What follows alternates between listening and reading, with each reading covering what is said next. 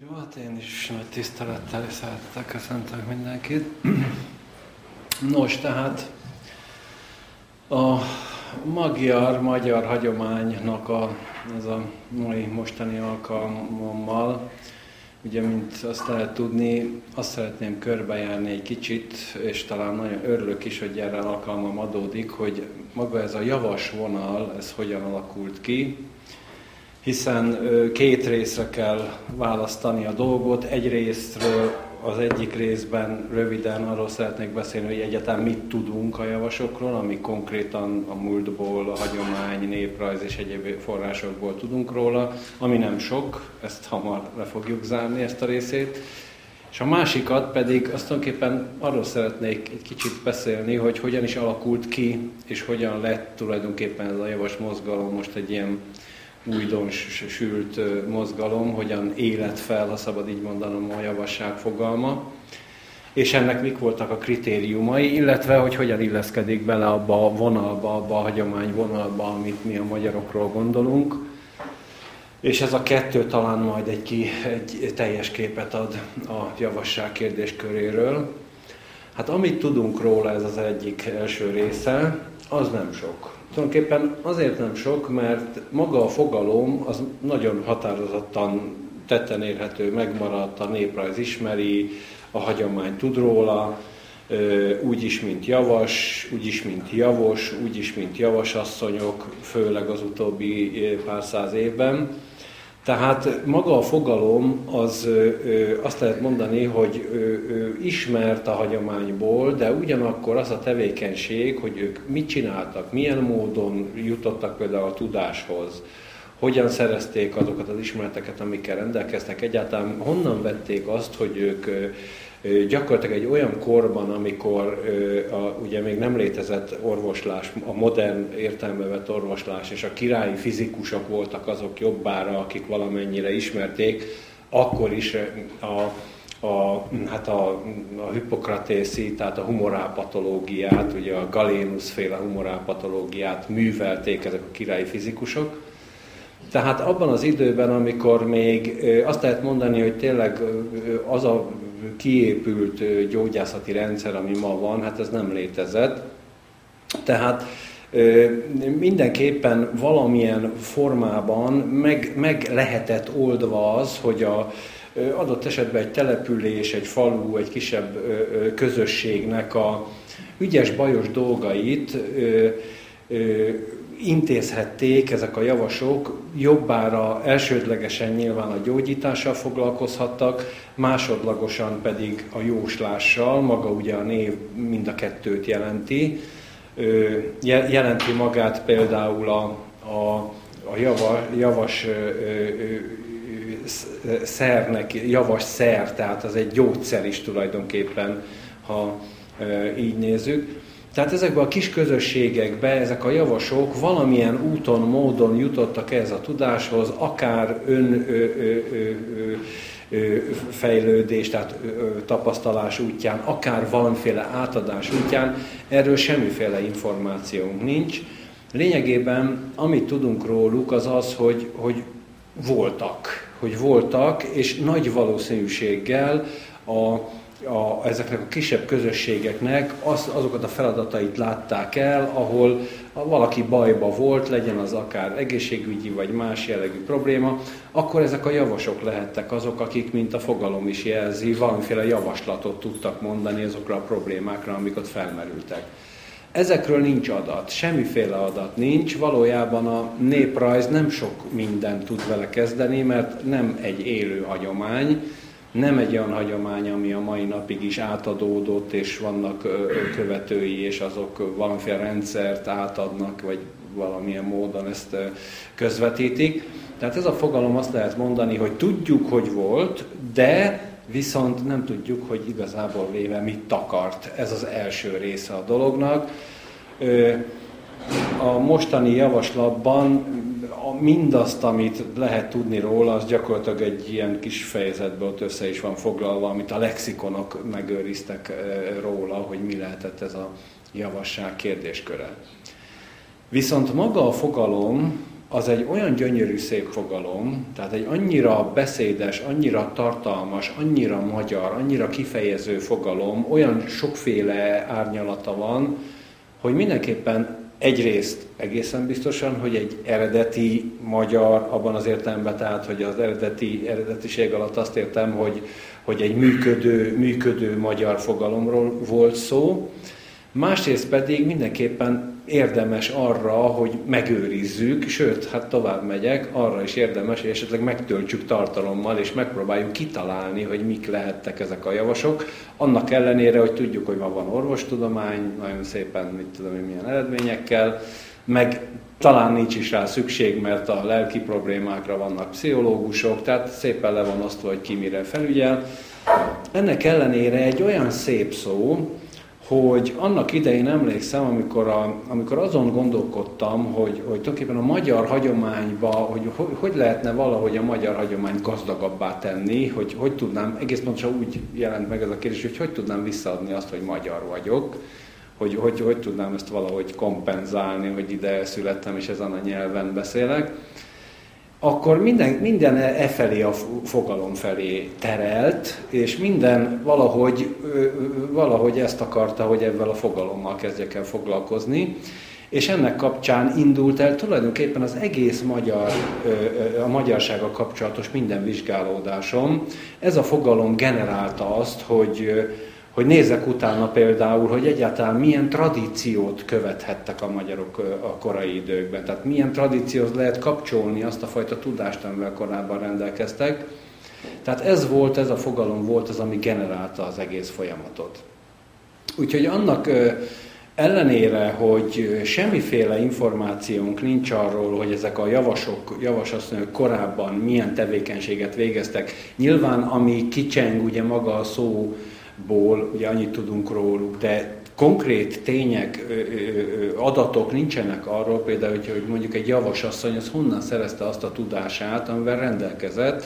Eleve megkülönböztették például a füvesektől, akik a gyógynövényekkel foglalkoztak. Tehát a javas az nem csak gyógyított, nem pusztán csak a gyógyítással foglalkozott, és nem csak gyógyfüvekkel gyógyított, hanem annál sokkal többet jelentett, hiszen arra volt egy külön szó, ez a bizonyos füves ember, aki kimondottan a gyógynövényeket kezelte. Tehát ez a fogalom egyrészt nagyon szép, másrészt nagyon tartalmas, nagyon beszédes, hiszen azt sugallja ugye maga a jós tartalmánál fogva, a jauas tartalmánál fogva, hogy a jóslással is foglalkozott a gyógyítással, és általában a javaslatokkal, tehát avval, hogyha valakinek valamilyen gondja, baja volt, akkor ő tudott valamiféle szert arra, vagy valamiféle megoldást arra, hogy ezt a problémát megoldja. Tehát egyfajta ilyen bölcsszerűség is lehetett, aki valószínűleg ilyen pszichológiai érzékkel megáldott ember is lehetett, hiszen nagyon sok adott esetben lelki problémákat is feltételezhető, hogy gyógyítottak ezek a javasok. Tehát az ismeretünk nem sok, amit róluk tudunk. Gyakorlatilag néha előjön ez a fogalom különböző irodalmi alkotásokban, de csak általánosságban, soha nem konkrétan, és arról pedig, hogy milyen technika, vagy milyen hagyomány alapján rendeződött a tudásuk, arról pedig szinte semmit sem.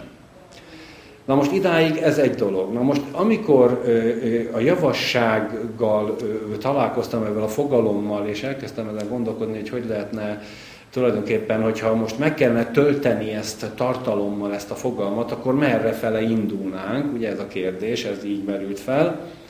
És ennek kapcsán jött maga az, hogy hát arra, amerre a magyaroknak a hagyománya vezet, logikus a válasz, hiszen nyilvánvaló, hogy abból a hagyományból származhatott az a tudás is, amit a javasok műveltek. Ez hozzátartozik, úgyhogy eleve nagyon sok olyan tisztséget tudunk, papi tisztséget, idéző papi tisztséget, egy ilyen vallási tisztséget, ami a magyaroknál megtalálható. Ugye a tátos, a sámán, a garabonc, a rabombán, a gyula, a javas, a füves, az iraló, kit tudunk még, a harsány, és még bizonyára van egy pár, ami most nem jut eszembe. De tehát többféle papi funkció lehetett. Ez már nagyon gyanús, hiszen ez azt jelenti, hogy ott egy jól szervezett vallási világkép van, ahol ilyen különböző tisztségekről beszélhetünk, hiszen például a sámán, ha csak kiemeljük a sámánokat, a ma fellelhető sámánisztikus népeknél mindent a sámán végez. Tehát nem találunk arra példát, hogy van a sámán, és akkor mellette még van mondjuk a táltos, vagy a nem tudom én kicsoda, hanem ott a sámán rendelkezik azokkal a képességekkel, amikkel gyógyít, tanít, mit tudom én, ellátja a különböző szellemi feladatokat, tehát van egy funkció, és ebben lezárult a kérdés. Nem így például mondjuk az indiaiaknál, vagy a perzsáknál, vagy hát tulajdonképpen még a kínaiaknál is találunk, hát ha más nem, akkor eleve a konfuciánizmus és a taoizmus kettőságát, de azon belül is talán meg lehetne találni a konfuciánizmuson belül azokat a tisztségeket, amelyek arra utalnak, hogy többféle feladat osztódott le különböző osztályokra, vagy szinte kasztokra, és tehát ezeknél a népeknél mindegyiknél megtalálható az, hogy különböző feladatokat láttak el, mint ahogy a druidáknál is, például a keltáknál is. Ha más nem, de a bárdokról tudunk, ugye? Aki a bárdok voltak azok, akik tulajdonképpen rögzítették az eseményeket különböző énekekbe, lantokkal adták elő. Az volt a feladatuk, hogy a népnek az őstörténetét a kezdetektől fogva állandóan bent tartsák, és ezáltal a népnek megadják azt a gyökeret, amire a jelenét építheti. Tehát gyakorlatilag a bárdoknak ez a funkciója arra utal, hogy a keltákon belül, illetve a druidákon belül is különböző papi tisztségek lehettek. Tehát, és a magyar hagyományból pedig tudjuk, hogy ott egyértelműen több papi tisztségről beszélhetünk, hiszen ezek a fogalmak arról árulkodnak, hogy sokszínű lehetett a vallásossága. Fel lehet tételezni, nagyon sokat gondolkodtam azon, hogy esetleg a különböző népcsoportok, amelyek összegződtek a hunok uralma alatt, és ezzel kapcsolatban a magyarok világképe alatt, hogy azok tulajdonképpen hozták magukkal ezeket a funkciókat, ezt fel lehet vetni, mint ahogy a sámán például igazából alapjában idegen a magyar őshagyománytól, ha azt a vonalat elfogadjuk, ugye, amit a magyar vallás követ.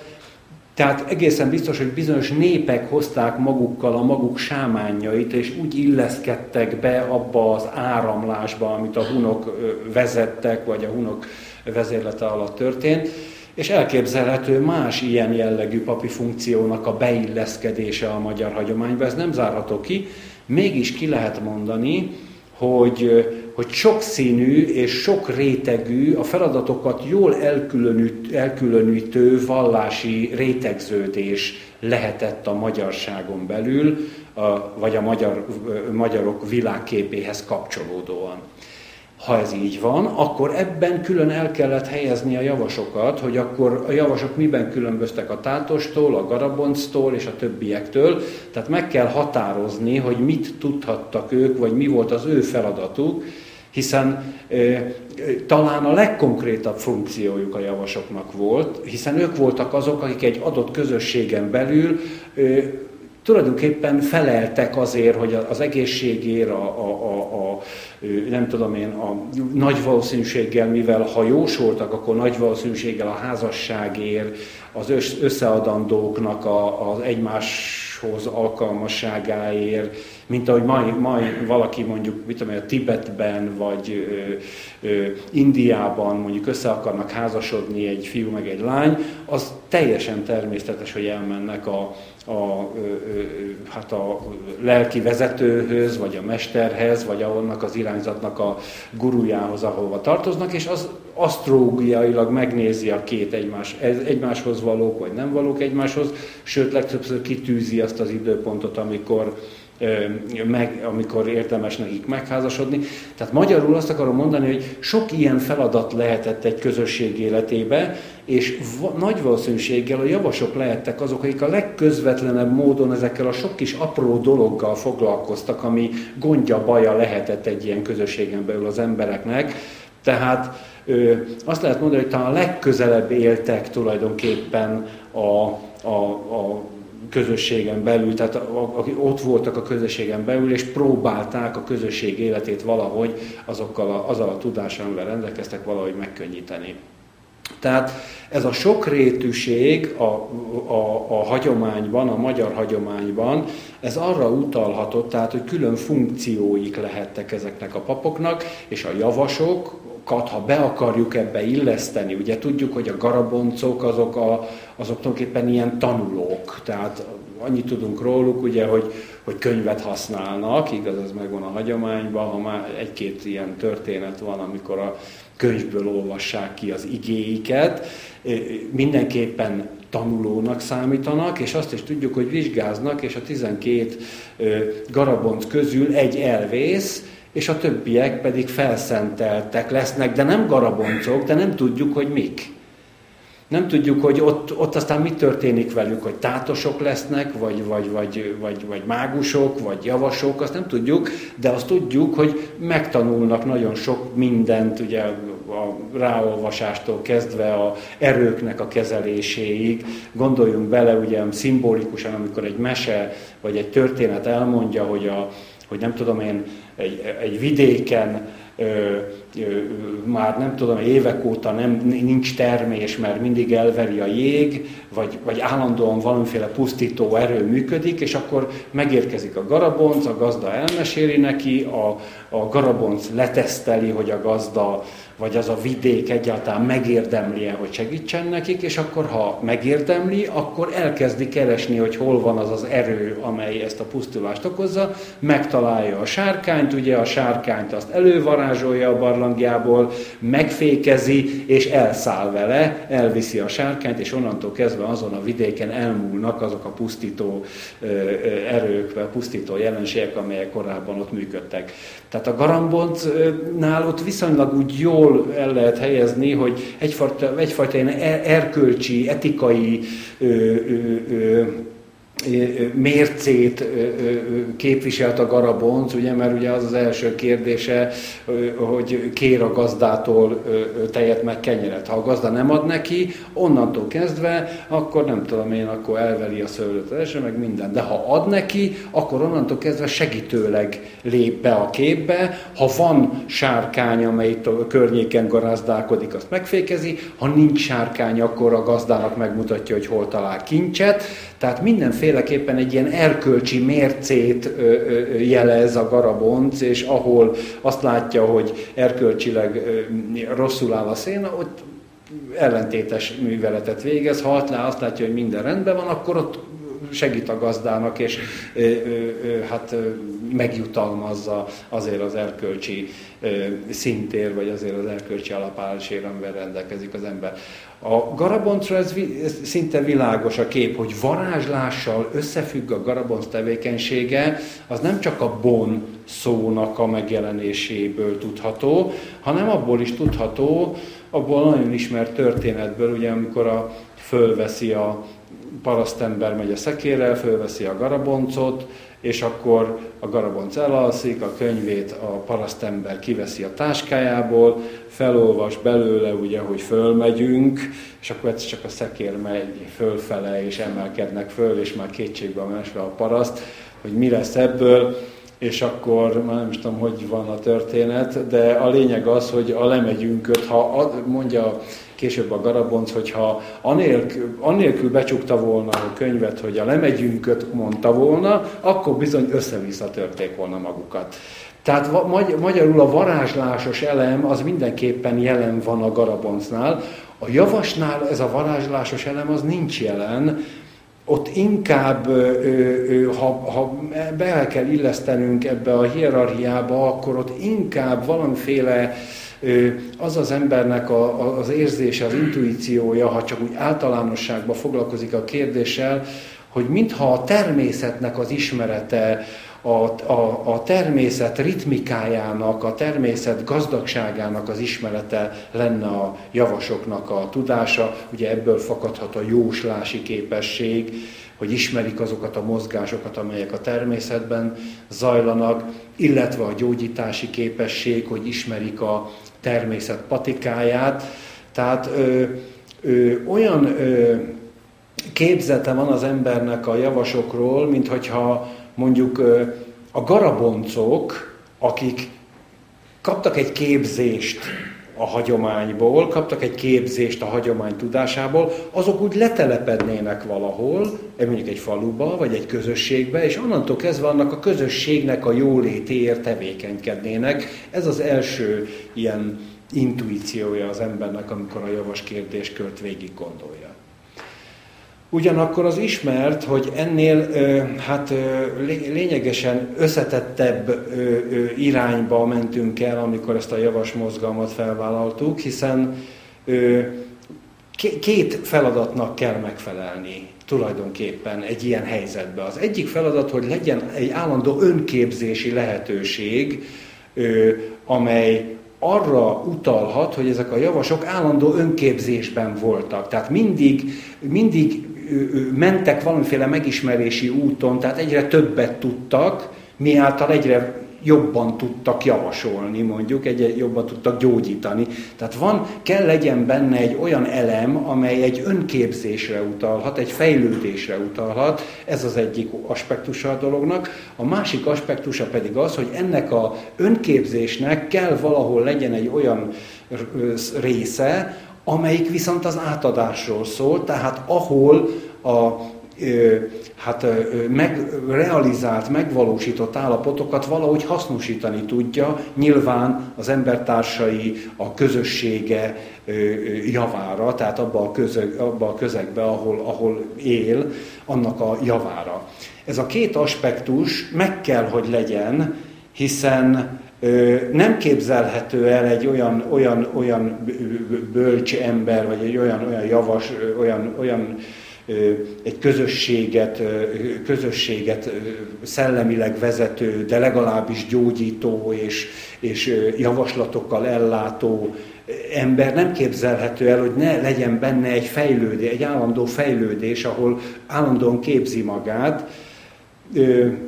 Az képtelenség, tehát olyan merev tudásról nem lehet gondolkodni, hogy valamit tud, és akkor ott kész vége, és azt tudja, és akkor azt továbbadja. Ez egy ilyen helyzetben, ahol bármiféle probléma előadódhat, bármilyen betegség, bármilyen lelki probléma, bármilyen szituáció, ebben a helyzetben ez nem képzelhető el. Tehát ez azt jelenti, hogy a korai hagyományban kellett egy olyan elem legyen, amely ezt az önképzést biztosíthatta. Na most ehhez persze tudnunk kell, hogy milyen lehetett régebben a hagyomány. Na most amikor azt a fajta koncepciót, ugye, ami a javas könyvben van összefoglalva, felállítottuk, hogy valamiféle köze lehetett a magyar hagyománynak a védikus tanrendszerhez, és ebben van egy önképző elem, és ez az önképző elem lehet esetleg a javasok számára is, vagy a javasasszonyok, javasok számára is egy olyan generátor, amely egy fejlődést biztosít, aminek eredményeképpen egyre tökéletesebb szinten tudja ellátni a funkcióját. Tehát amikor felé a védikus tanrendszer felé gondolkodtunk, akkor nem volt nehéz dolgunk, tudnék a védikus tanrendszer Belső-Ázsiában, mondjuk a időszámításunk körüli időkben teljesen általános volt. Tehát ez nem pusztán csak Indiára, és azon belül is ugye ott Taxila környékén, Kasmír vidékén volt, valószínűleg a szülő otthona a védikus filozóf világképnek. Tehát nem csak azon a vidéken volt jellemző, hanem Belső-Ázsiában általános volt. Azt lehet mondani, általános volt, sőt, nem csak Belső-Ázsiában, hanem nagy valószínűséggel, ez most egy messze vezetne, de nagy valószínűséggel a hippokrateszi 4-es gyógyászati rendszer is erre a belső-ázsiai 3-as rendszerre vezethető vissza. Az a 4. elem, amit beemel Hippokrates, a Föld, az tulajdonképpen olyasmi, mint ahogy például az asztrológiában a házrendszerek nagyon későn jelentek meg, mert korábban egyszerűen nem voltak. Tehát például a házrendszerek olyan jellegű életterületek, mint amelyeket a 12 ház jelöl, azt lehet mondani, hogy az archaikus időkben nem volt. Tehát egyszerűen nem volt szükség rá, nem ismerték. Vagy például az alkémiában a kén és a higgany mellett a harmadik elem, a só, az egy nagyon késői, 11.-12. században megjelenő fogalom, korábban nem volt.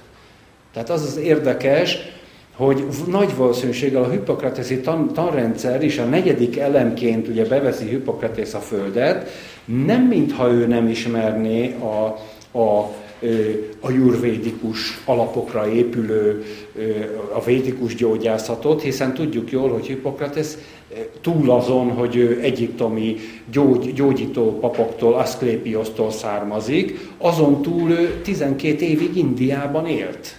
Tehát ugye pontosan tudjuk a hagyomány alapján Hippokratész életéből, hogy ő hatalmas tanulmányutakat tett Indiába, tehát muszáj, kellett, hogy ismerje, ugye Hippokratész mikor élt, körülbelül időszámításunk előtt egy 5. század, vagy 5.-6. század fordulóján, tehát akkor már az ajurvéd, a védikus bölcsek, azok körülbelül úgy időszámításunk előtt 7.-8. században élte a virágkorát ez a irányzat, tehát mindenképpen kellett, hogy találkozzon vele, de mégis Hippokratész beemelte ebbe a rendszerbe a földet, a 4. a földet, mert a görög hagyomány már, hogy úgy mondjam, annyira anyagi jellegű, annyira anyagias volt konkrétan, földies volt egy földies elem benne, így mondom, ami nem volt az indiaiban, az volt a görögbe,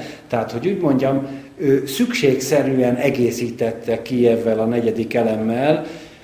Az az érdekes, hogy tulajdonképpen valójában az egész visszavezethető az előbb említett kínai területekre, mégpedig a 2+1-re, a Yang-Yin és a Qi-ra, tehát a Yangra és a Yinre, valamint a Qi-ra, ami mozog, az ajurvédában ugyanígy a tűzre, a vízre és a szélre, ami mozgatja, és ehhez jön a hippokrateszi, a tűz, a víz, a szél, ami mozgatja, és a föld, ami szilárdan tartja. Tehát azt lehet mondani, hogy ez a belső ázsiai tudás, ez a 1-2, ugye a Tao, vagy a teljesség, az 1, a 2 pólus, a 2, ami mozgatja, az a 3, és ami megszilárdítja, az a 4, de a megszilárdítás a görögöknél aktuális, hogy úgy mondjam.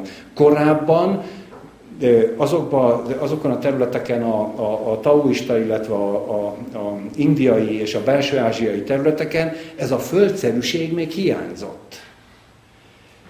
Tudtak róla, hiszen a vizet, ugye a megfagyott vizet tekintették földnek, tehát úgy gondolták, hogy ha a víz megáll, ha nem mozgatja a csí vagy a levegő, akkor az tulajdonképpen föld, tehát megfagy, és az a föld, tehát tudtak róla, de nem volt egy olyan külön elem, mint a Hippokratésznél, illetve Galénusnál később, aki átvette Hippokratész tanait. És aztán később a királyi fizikusok ezt a galénuszi rendszert hozták Magyarországra, ugye az egyházon belül ugye ezt a galénuszi gyógyászati rendszert követték, és azok aztán a papokkal jöttek, és a királyok, az Árpád-házi királyok mellett, már az inkvizíció idején, ezek a királyi fizikusok vizsgálták meg azt, hogy például a javasok vagy a gyógyítók vajon nem csináltak-e valami olyasmit, ami a hit ellen való, például, hogy ráolvasással gyógyítanak, vagy hogy varázslással gyógyítanak, hiszen az egyház szempontjából ez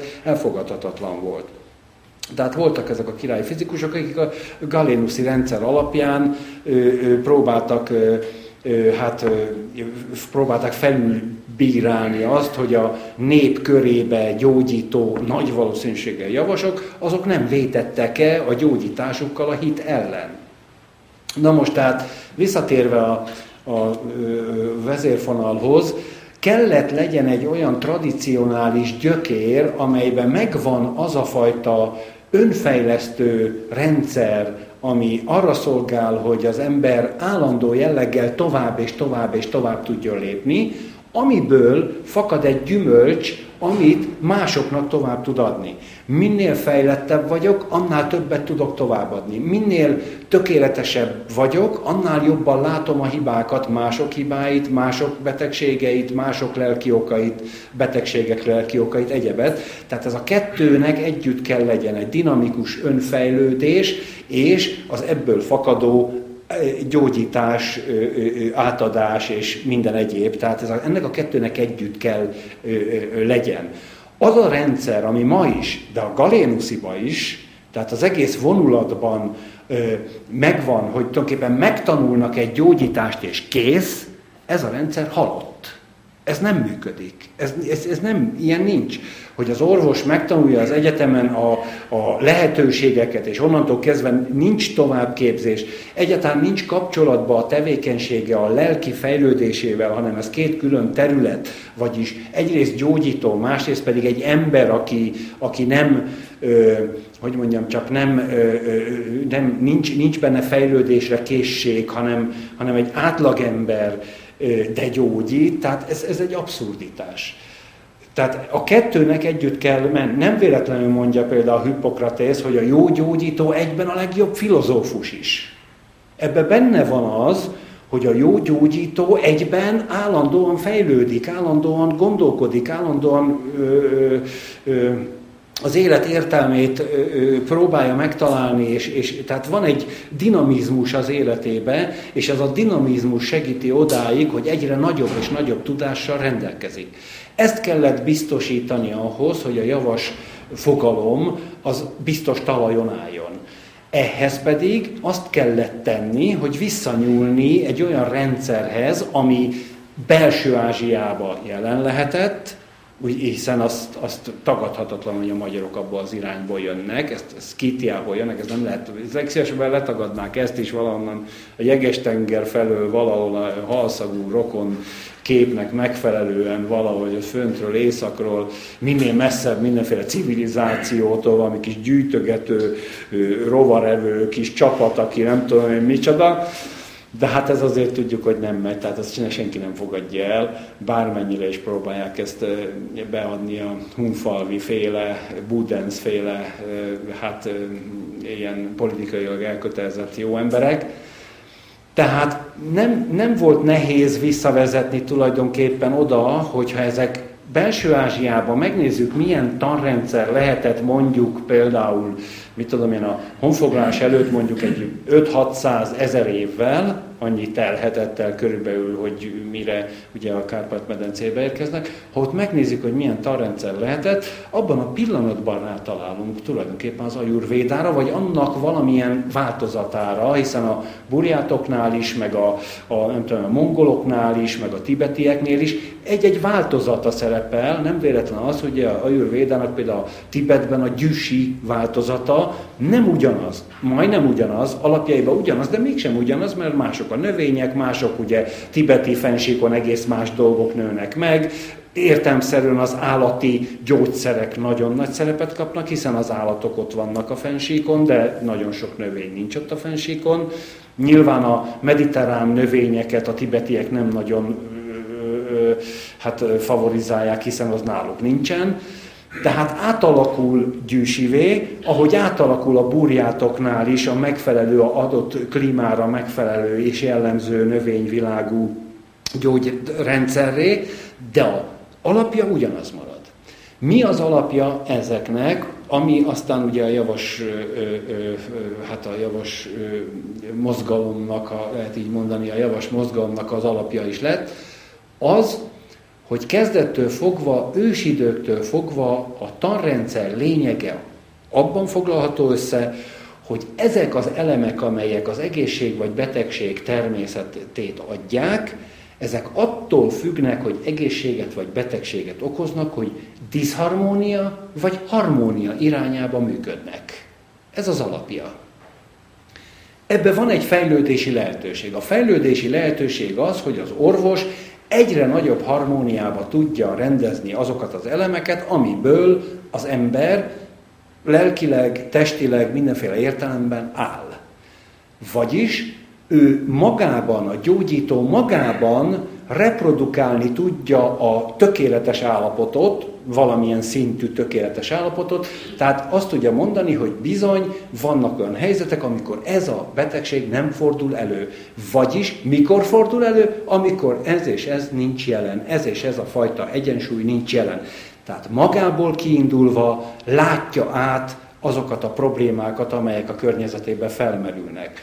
Vagyis magában van egy fejlődési folyamat, amely ezeknek az elemeknek egyre nagyobb harmóniáját produkálja, tehát van egy olyan fejlődés, ugye ne felejtsük el, hogy itt nem csak testi, itt lelki, tudati folyamatokról is beszélünk, tehát a tudati folyamatban való fejlődés, az a tökéletesedés felé való fejlődés, és a legősibb bölcsek, a legősibb risik is tulajdonképpen a tökéletességet tűzték ki célként, ugye akár számkja, akár a jóga, akár a védanta, akármilyen rendszert nézünk, dársanát, világképet, létszemléletet, mindegyikben jelen van a tökéletesség utáni vágy, hogy hogyan lehet az ember tökéletes, hogy mi a módja annak. Tehát, visszatérve, ha van egy olyan dinamikus fejlődési lehetőség, amely biztosítja azt, hogy a gyógyító önmagában bejár egy utat, egy fejlődési utat, akkor ez garancia arra, hogy egyre nagyobb és nagyobb átlátással rendelkezik a betegségek és a különböző lelki, testi problémák felé, minél tovább halad, annál nagyobb átlátással rendelkezik, körülbelül ugyanúgy, mint ahogy megyünk fel a hegyre, és egyre nagyobb részeket látunk be, minél feljebb megyünk, annál messzebb látunk, annál egységesebben látjuk a tájat, hogy milyen. Ha lemaradunk a hegy alján, nem tudjuk, hogy ott van egy tó, ott van egy erdő, meg egyebek, ott csak a kis szűk környezetünket látjuk, de ha följutunk a hegyre, akkor ott messze látunk, és olyan dolgokat is észreveszünk, amit a hegy alján nem. Vagyis az önfejlődés adja meg azt a perspektívát, ami kapcsán az ember rá tud nézni az élet teljességére, az élet egészére, és ez a kettő egymástól nem választható el. Tehát ahol van fejlődés, lelki, tudati fejlődés, ott van képesség arra, hogy az emberekben általában a problémákat hogy észrevegye, hogy tudjon arra javasolni valamit, hogy tudjon valamiféle megoldást kínálni egy adott problémára, hiszen az ő emelkedett állapota alkalmas arra, hogy átlássa a különböző problémákat, és átlássa a különböző problémákra adható válaszokat is. Ez volt a koncepció, az alapkoncepció lényege. Hol van egy olyan rendszer, ami a régi magyaroknak a gyógyítást adhatta, amely tartalmazta azt az elemet, hogy önfejlődés, mert ha nincs benne önfejlődés, akkor pontosan oda jutunk, mint a ma az orvostudomány, hogy teljesen mechanisztikusan, sémák alapján foglalkozik egy élő szervezettel, holott az élő szervezetnek az a sajátsága, hogy mindenféle meghatározottsága alól állandóan kibújik. Ez a sajátsága. Nem lehet definiálni, az már élő. Mert éppen azért, mert élő. Tehát ilyen értelemben ez a kritérium, ennek a kritériumnak kellett megfelelni, hogy legyen egy önképző része, amelyet aztán vissza lehet forgatni, és amellyel aztán tulajdonképpen gyógyítani, javasolni, jósolni, segíteni és egyebeket lehet. Ez a kettő, ez szigorúan összetartozik. Mint említettem tehát, olyan nagyon nagy feladatot ez nem jelentett, hiszen belső Ázsiában ott volt egy ilyen rendszer. Ráadásul, mint láttuk, vagy láthatjuk, ez a rendszer dinamikusan megy szét a világba, és különböző modifikációkon keresztül átformálódik, átváltozik, de alapjaiba véve mégis ugyanarról szól. Miről szól? Hogy az ember bizonyos erőkből áll. Ezeknek az erőknek a viszonya határozza meg a létének a minőségét. Ez az alaphelyzet, a koncepció. Erről szól a ajurvéda, a gyüsi, a taoista gyógyászat, és tulajdonképpen minden ősi gyógyászat. Erőkből áll, nem anyagból áll,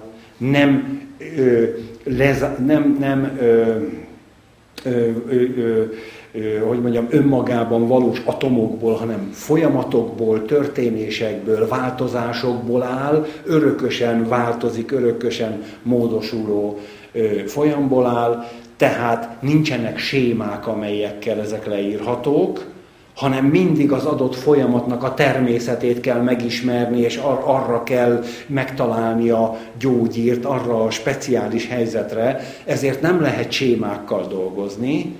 Még az se lehet, hogy bemagolni, hogy milyen fő csapásvonalak vannak, és akkor amentén. Még ez sem igazán lehet, hiszen ha a gyógyító belemegy abba az állapotba, hogy van, ahelyett, hogy folyik, vége van. Tehát ha belemegy abba, hogy valami van, és ezt komolyan veszi, hogy az van, és nem abban gondolkodik, hogy az áramlik, folyik, történik, akkor nem lehet meggyógyítani, mert a vanság tartja azt a betegséget egy stabil, egy fix állapotba. Ha viszont úgy gondolkodunk ezekről, hogy folyik, áramlik, történik, módosul, akkor a következő pillanatban már módosulhat jó irányba, már meggyógyulhat, már elindulhat a gyógyulás felé. És ez nagy különbség. És ez a nagy különbség a modern orvostudomány és az archaikus orvostudomány között.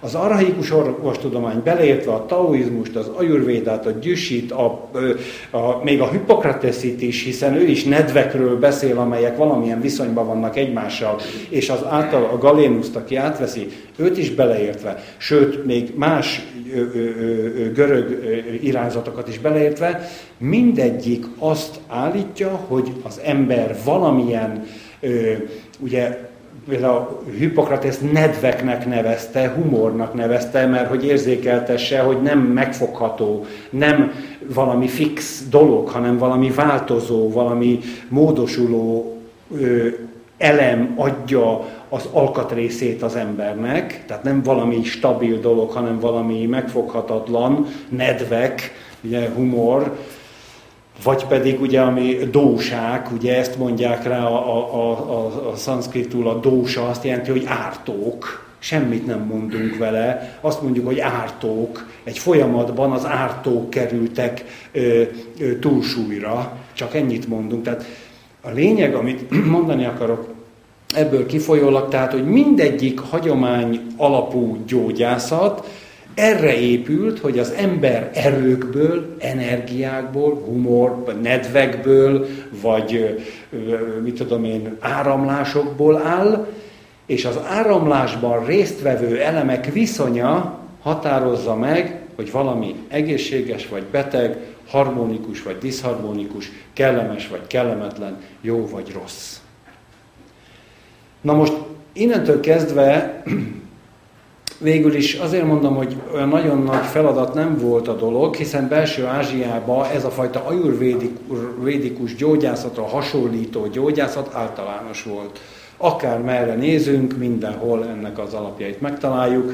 Tehát szükségszerűen ezt kellett valahogy átültetni, áthozni ide, és tulajdonképpen levezetni magyarul, tehát hogy magyarul értelmezhető legyen, és hát ebből alakult ki tulajdonképpen az, amit véleményem szerint most már kitörölhetetlenül úgy fognak nevezni, hogy a javasok tudása, mert hát ugye a régi javasoknak a tudása azt a homály fedi, nem tudjuk, hogy milyen alapon gyógyítottak.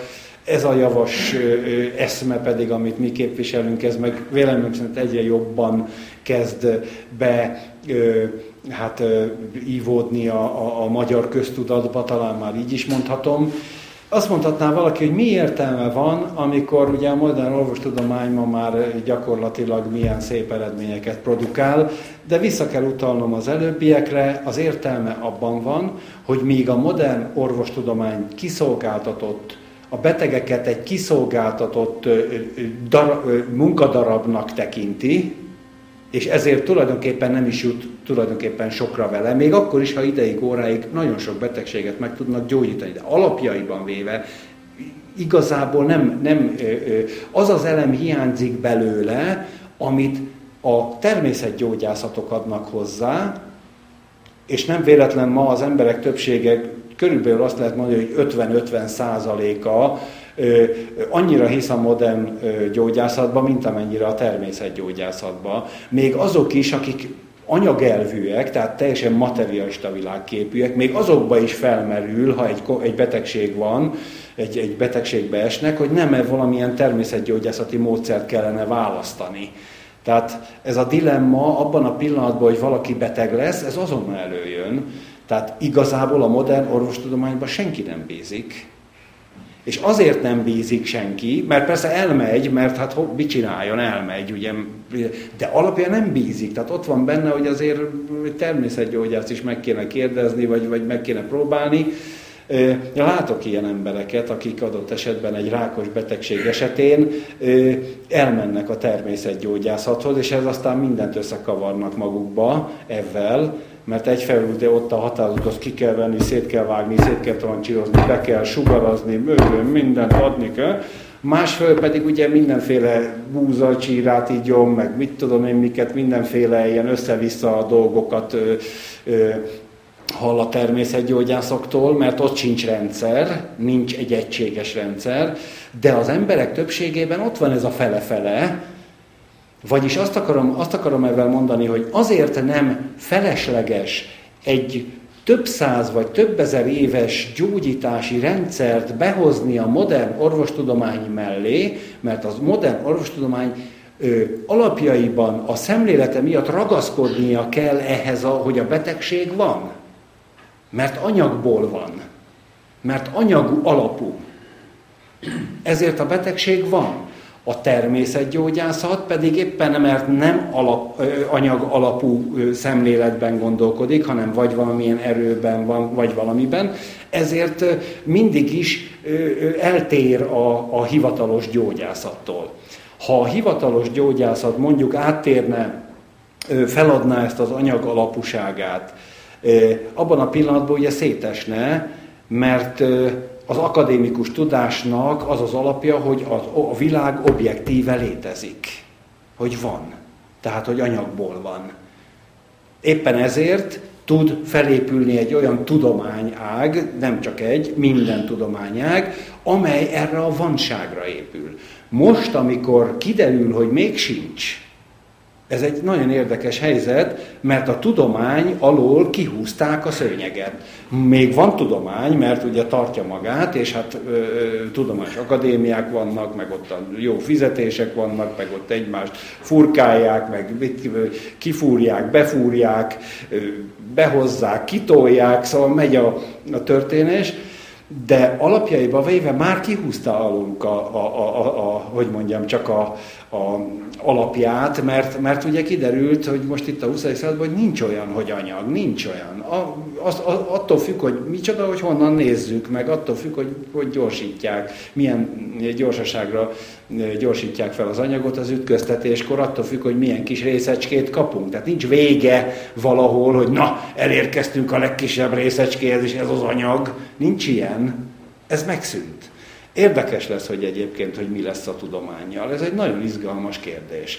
Bár persze próbál átszerveződni, tehát nyit minden irányba. Maga a pszichológia például egy ilyen nyitás, vagy a pszichoszomatizmus betegségek irányába, ez is egy nyitás.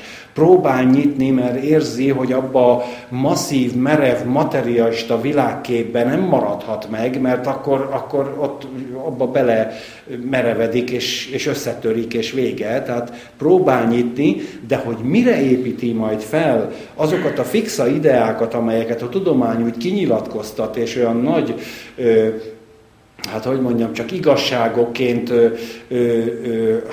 hirdet, az még kérdéses.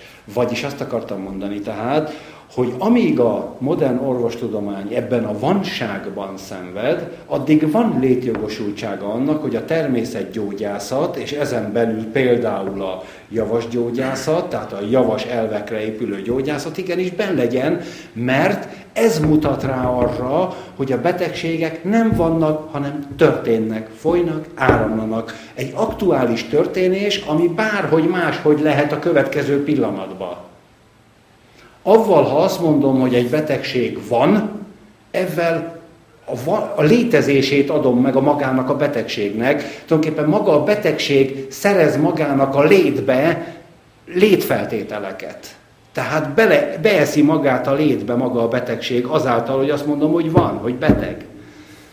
Éppen ezért, tehát soha nem legalábbis ez soha, de nem valószínű, hogy valaha feleslegessé válik tulajdonképpen egy olyan gyógyászati rendszer, amely egyfajta önképzésre épül, hiszen az önképzés meg tudja adni azt az irányt, amely az embert kivezetheti egy betegségből.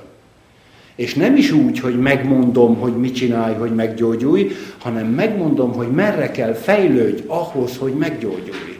És ez azt jelenti, hogy elkezdődik egy szellemi fejlődés, aminek a vége a mennyekbe van, az ős risik tudásánál van, a legősibb bölcsek tudásánál van, hiszen tudjuk, hogy annak a 3 erőnek, amely például a gyógyászata, a javasgyógyászata, az ajurvéda szempontjából az élet alapját adja, vagy a szervezetek alapját adja, ennek a 3 erőnek a tökéletes harmóniája az a legősibb tökéletességnek a záloga. Vagyis magyarul, ez a 3 erő minél nagyobb diszharmóniában van, annál betegebb állapot jön létre, annál elveszítettebb és halálra záruló állapot jön létre, minél harmonikusabban rendeződik el, annál tökéletesebb, annál magasabb rendűbb és annál teljesebb állapot jön létre. Vagyis az ember számára kinyílik 2 irányba egy út. Az egyik út az, amikor hagyom, hogy egy kusza módon rendeződjenek bennem ezek az életerők, és akkor tudnom kell, hogy mindenféle betegségbe kell szenvedjek. A másik irányba pedig kinyílik az az út, amely azt mondja, hogy ha ezeket az erőket figyelemmel kísérjük, rendezzük, kézben tartjuk, vezetjük, irányítjuk, akkor egyre tökéletesebb és rendezettebb létállapotokat, egészségi állapotokat, lelki állapotokat élhetünk meg. Nem véletlen, hogy a jógának ugye az alapja az ajurvéda. Az sem véletlen, hogy ma már ezt nem tudják. Már Indiában se tudják. Indiában már ez a 2 elvált egymástól. A legprofibb jóga egyetemeken már nem tanítják az ajurvédát. Az ajurvéda ma már gyakorlatilag arra szolgál, hogy külföldieknek jó pénzért kimossák a gyomrát. Ez ma az ajurvéda. De ez nem így volt. És erre most egyre jobban ráépül, ott a Dél-Indiában az a nyugati partszakasz gyakorlatilag teljesen lassan az ajurvédából él. Abból él, hogy ajurvédikus centrumok nyílnak, ahova repülőgéppel oda mennek az emberek, és akkor ott elvégeznek a pancsakarmát, ugye az 5 tisztító gyakorlatot elvégzik rajtuk, és persze megkönnyebbülnek, és megtisztulnak, és örülnek, és mennek vissza, és minden rendben van. De tehát elvált egymástól. Van az ajurvéda, van a jóga. Holott archaikus időkben az ajurvédának a folytatása volt a jóga. Tehát amikor a dóságból valaki kikecmerget, vagyis ez az erő már nem dósa volt, vagyis nem volt ártó, mert nem volt megzavarodva, akkor kezdődött a jóga szakasz. Mert akkor egyre rendezettebb, egyre magasabb szinten lehetett ezeket az erőket harmonizálni, és köztük az egyensúlyt realizálni. Tehát visszatérve nem volt olyan nehéz dolog találni egy olyan rendszert, ami valaha a régi magyarságnak, adott esetben a javasoknak, a régi javasoknak, mondjuk azt, hogy a történelmi javasoknak, vagy nem is tudom, hogy kéne nevezni őket, a hagyomány, vagy valamilyen régi javasoknak a alapját adhatta, a rendszerüknek az alapját adhatta. De kellett, hogy legyen valamilyen rendszer. Tehát az, hogy nem pusztán csak arról volt szó, hogy érzékenyebb emberek úgy ismerték a jobban ismerték a természetet, mint mások. Nem csak erről van szó. Az a fogalom, hogy javas, hogy jó, ez többet sejtett. Azt sejteti, hogy kellett legyen benne egy olyan elem, mint amit ugye az ajurvédából behoztunk, amely egy önképzésre utal. Vagy az lehetett, hogy eleve a garabont szakasz után lett valaki javas, És eleve az azt jelentette, hogy a Garabont szakasz eleve erről szólt, hogy hogyan tanult és hogyan fejlődik, és ez értelemszerűen vitte tovább magával akkor is, ha mondjuk letelepedett és javassá vált. Mondjuk egy Garabonc elvégezte a Garabonc képzést, és letelepedett valahol, és ő javas lett. Mert olyanról nem tudunk, hogy Garabonc letelepedett, hiszen a Garaboncok állandóan mászkáltak, az volt a jellemzőjük, hogy mindig úton voltak. Ugye ők voltak a deákok, akik később állandóan vándoroltak. Még a 17.-18. században is a deákok, akik valamilyen egyetemre jártak, rögtön utána elindultak a világba, hogy megismerjék a világot. Ugye ez egy általános dolog volt, hogy elvégeztek egy iskolát, és utána elindultak vándorolni, hogy megtanulják a különböző vidékeken, meg különböző dolgokat. Tehát ez egy általános szokás volt, valószínűleg ebből a Garabonc világból maradhatott meg ez a szokás. Tehát a Garabonc nagy valószínűséggel, amikor Garabonc letelepedett egy helyen, akkor onnantól hívták javasnak, mint akitől lehet javaslatot kérni, hiszen bűbájos, vagy hiszen tud, és nagyon sok mindent ért, az állatok nyelvén ért, tud jósolni, tud gyógyítani, lehet tőle mindenféle testi és lelki problémára tanácsot kérni. Tehát benne kellett legyen ez a fejlődési lehetőség, amit az előbb említettem. Muszáj, hogy benne legyen, véleményem szerint, mert anélkül az egész egy halott dolog. Nincs benne a dinamika, nincs benne az a szellemi dinamika, amivel a legkülönbözőbb problémáknak a gyökerére az ember rátalál. Úgyhogy ilyen szempontból adta magát, hogy ezt a fajta rendszert, vagy ezt a fajta világképet, gyógyítási rendszert kell, vagy érdemes alkalmazni, illetve érdemes átvenni, illetve feltételezni, hogy régen a javasok, tételezzük fel, Belső-Ázsiába, vagy onnan hozott tudás kapcsán hasonló jellegű technikával fejlődtek, gyógyítottak, javasoltak és jósoltak. Tehát hasonló jellegű technikát alkalmazhattak. Nyilván ezt ma nehéz megmondani, hogy így volt vagy sem. Csak következtetni lehet erre, hogy ez valahogy így lehetett. Minden esetre ez a fogalom, hogy javas, megérdemli, hogy megmeneküljön abból a megalázó és szégyenletes helyzetből, amiben az utóbbi időbe került, nevezetesen, hogy egy abszolút pejoratív értelme lett, egy kuruzsló, nem tudom, az emberek jósága, emberek hiszékenységével visszaélő valakivé vált itt az idők során, párhuzamosan, ahogy a modern gyógyászat, a modern orvoslás fejlődött, ezzel párhuzamosan kellett egy ellenpólus, és ez az ellenpólus lett a javas tulajdonképpen, a javas asszonyok, a kuruzslók, meg ilyen mindenféle ilyen csodabogarak. Tehát ebből a megalázó helyzetből ezt a fogalmat mindenképpen ki kell valahogy menteni, mert a hagyományunk része, míg ez az orvostudomány ez el fog tűnni, nemrég jött, de hamarosan el is tűnik, tehát nehogy már ez a pillanatnyi kis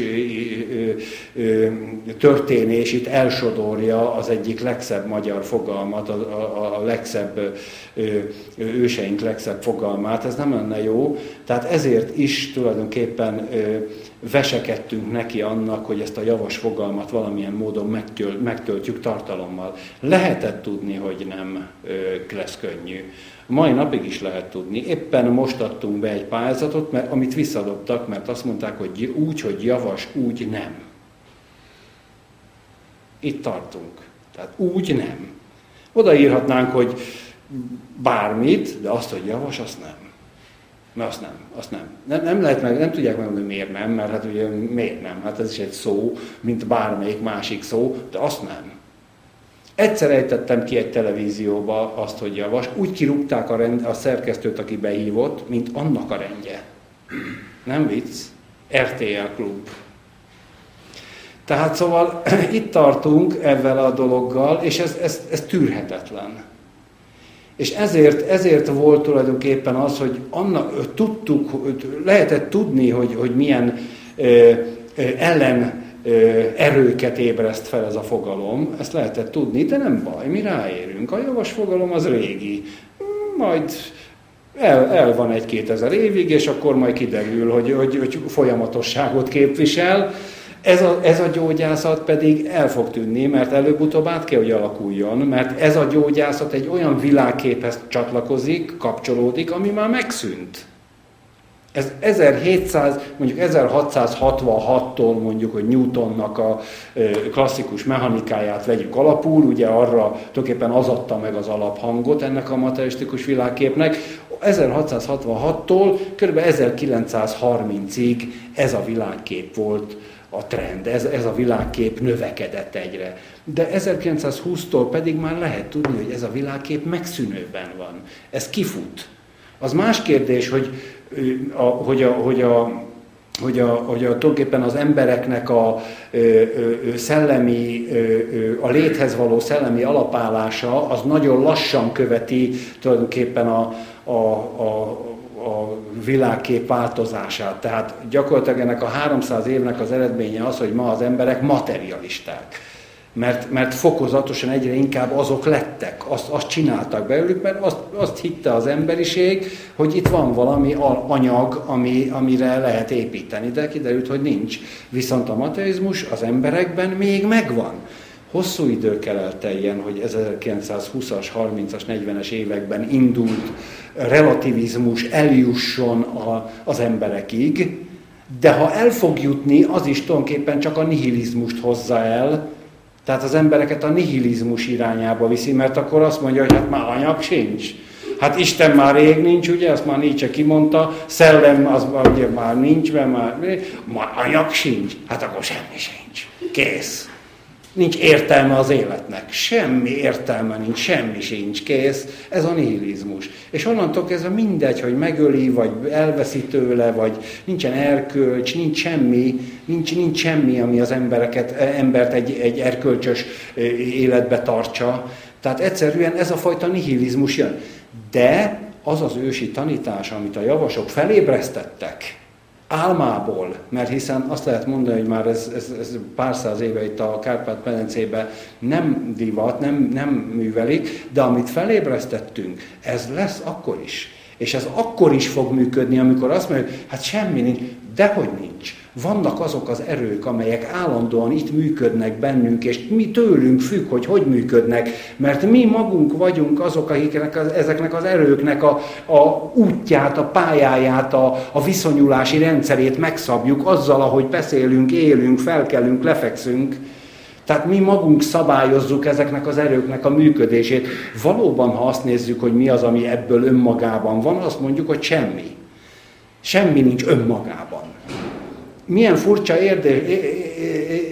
furcsa dolog például az, hogy az a fajta hármasság, ami a legősibb védikus tanrendszernek az alapja, hiszen végül is a legősibb tanítási rendszer a védikus tanrendszer, amelyik írott formában is, ugye hát 2000 éve írott formában megvan, 4000 éve, tehát időszámításunk előtti 2000 év körül írják le, amikor leérkeznek ezek a törzsek Szkítiából Indiába, ott, amikor letelepednek, akkor írják le, hogy nehogy elfelejtő. Milyen érdekes, amíg vándoroltak, nem kellett leírni, mert nem felejtették el. Ahogy letelepedtek, rögtön le kellett írni.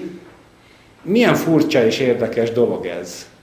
Tehát azok a fajta énekesek, ugye, hogy a magyaroknál a harsányok, illetve mondjuk a druidáknál a bárdok, akiknek az volt a feladata, hogy elénekeljék a történéseket, és általában egy nép identitás tudatát a énekeikkel biztosítsák, ezek abban a nagy vándorlásban, mozgásban, áramlásban, ami több, hát hány ezer, körülbelül 8000 évig zajlott, ott nem veszett tulajdonképpen el semmi. Abban a pillanatban, hogy letelepedtek, abban a pillanatban elveszett a hagyomány. Tehát összességében azt mondhatom, hogy valójában a javasok tudása valójában egyfelől mesterséges, mondhatjuk így, mert hiszen a kontinuitás, a folyamatosság az megszűnt. Ugye a régi javasok tudása és a mai ember között egy ilyen folyamatosság nincsen, elveszett a tudás.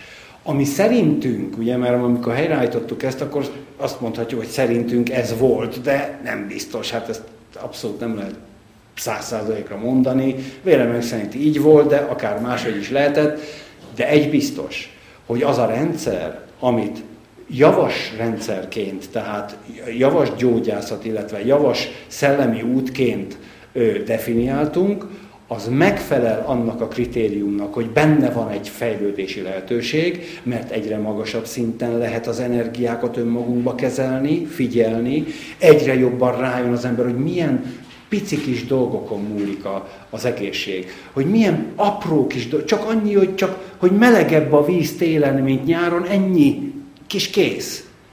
Hogy egy kicsit hűvösebbet, ahogy jön a tavasz, egyre több hűvöset rakunk a melegbe, a meleg tejába. Úgy tavasz felé, úgy fél forró tejába, félig hideget. És tartjuk az egyensúlyt az erők között. És minél megyünk a nyárba, annál több hideget rakunk bele. És jön az ősz, egyre melegebbet iszunk. Tehát ilyen apró kis pitiáner dolgokon múlik az egészségünk. Ez a helyzet. És mi a nagyokba gondolkodunk, hogy a nagy műszer, amit a 8-al hoznak be a korterembe, akkora nagy műszer.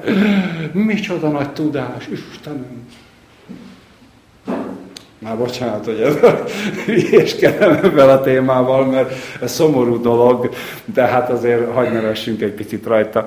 Tehát a lényeg az tehát, hogy felelevenítettük ezt a fogalmat, hogy javas, őszintén bevalljuk, hogy nincs folyamatosság, nem a nagymamám adta át, és a nagymamámnak az ő nagymamája, mert lehet, hogy akkor értékesebb lenne, ha azt lehetne mondani, ugye, hogy hát titokba adták át az erdő közepén a nagymamám, a nagypapámnak, és úgy nekem.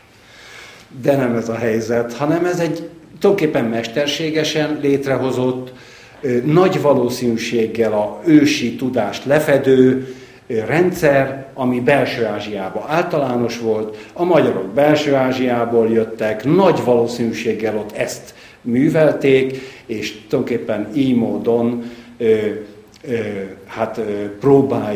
próbáljuk ugye javasok, javasasszonyok közösen feltámasztani ezt az ideát, ezt a szemléletet, ezt a fogalmat, hogy ellen helyezzük annak a merev, materialisztikus elképzelésnek, amivel ma az orvostudomány dolgozik, függetlenül elismerve minden pozitív, tehát minden pozitív részét elismerve, a szemlélettel van a probléma, nem is annyira a konkrét gyakorlati része, hanem a szemlélettel, tehát elismerve azokat az elemeket, amelyek rendkívül hasznosak, de mégis maga a szemlélettel szembe helyezve ezt az ősi rendszert. Nagyon meggyőző, amikor az ember nagyon egyszerű, tényleg végtelen egyszerű emberekkel beszélget, és 10 perc alatt meg lehet vele értetni azt, hogy a tűz elszabadult. Elszabadult a tűz, begyulladt valami, hogy bizony a tűz elszabadult, ott egy kicsit a tüzet vissza kell fogni. És ezt nagyon egyszerű emberek megértik. Erdélyben, olyan helyeken, ahol még nem fertőzött a tudatuk, egyszerűen megértik, hogy mit jelent az, hogy a tűz sok, vagy a víz sok, vagy a szél sok, a szélütést kap, mert olyan sok a szél.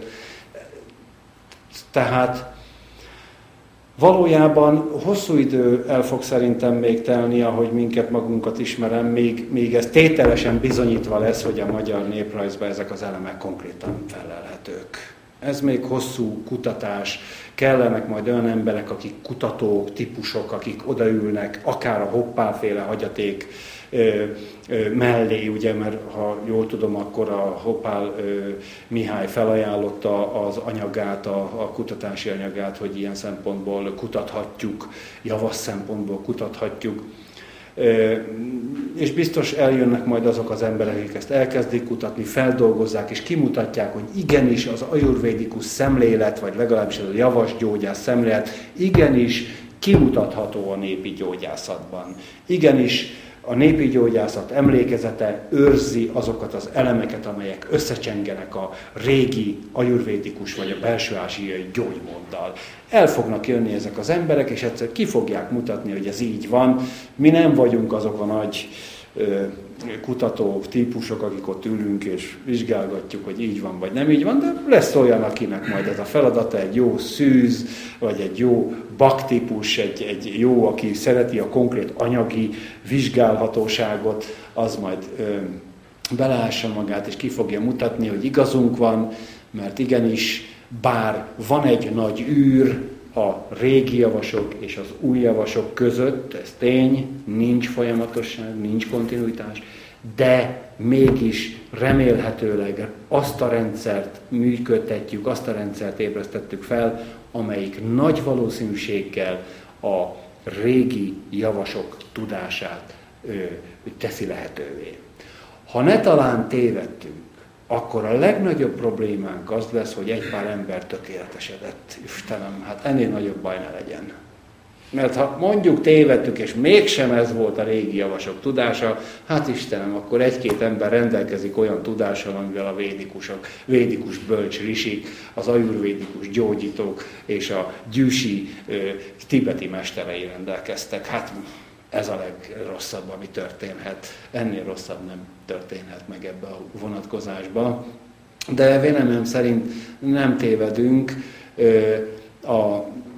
Sok olyan jel, olyan bizonyíték van, amelyik azt sugallja, ha nem is konkrét bizonyítékok ezek, de például a mágusperek jegyzőkönyveiben, illetve általam csak kis részt ismerek a Hopál feldolgozásból, de abból, amit ismerek, az azt jelzi, hogy bizony a népi gyógyászat 75%-a körülbelül az bizony ajurvédikus alapú, olyan jellegű gyógyászat, és mágikus, ez is egy nagyon fontos dolog, erre már nincs időnk, de azt hiszem, hogy talán itt most ebbe a körben nem kell bizonyítanom, hogy alapjaiban véve mi a magyarokról, a magyarok eredetével kapcsolatban a álláspontunk, ami egyértelműen a mágiának a jelenlétét feltételezi, és ez pedig azt jelenti, hogy nagy valószínűséggel a javasoktól sem volt idegen az a fajta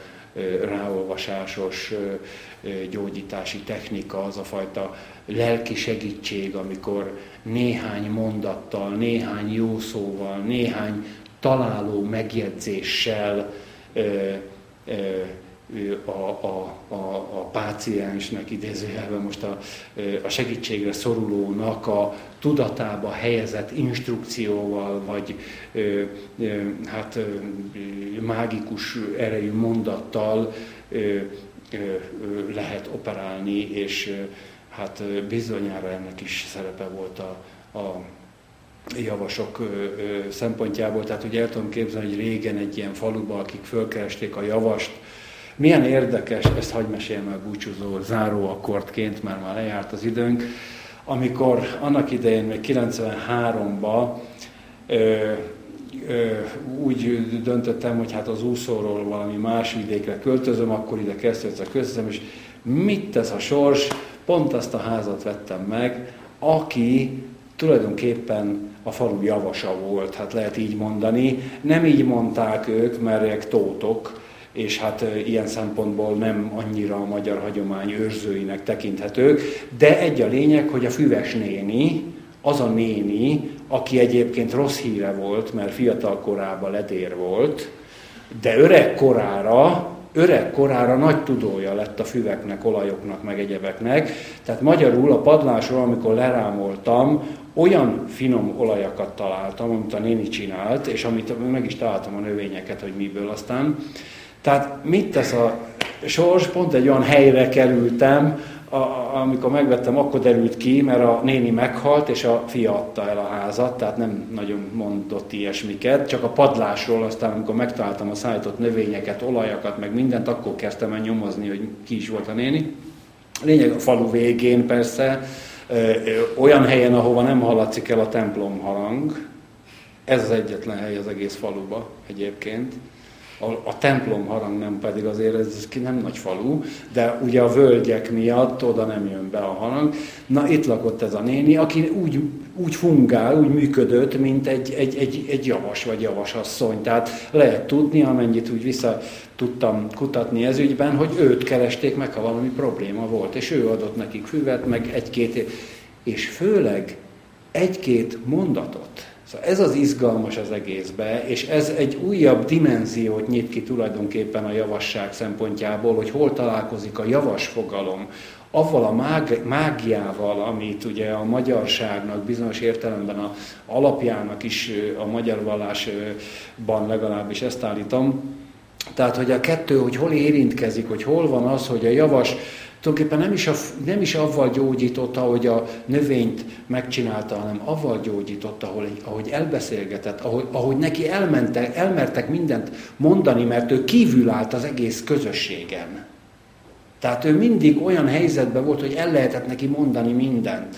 Ahogy kiszedte belőle a bajnak a gyökerét. Ahogy kibeszélgette azt, hogy mi is igazán a problémája, mi is a alapja annak a betegségnek, ami ott megjelent. Ezek igazán az izgalmas dolgok.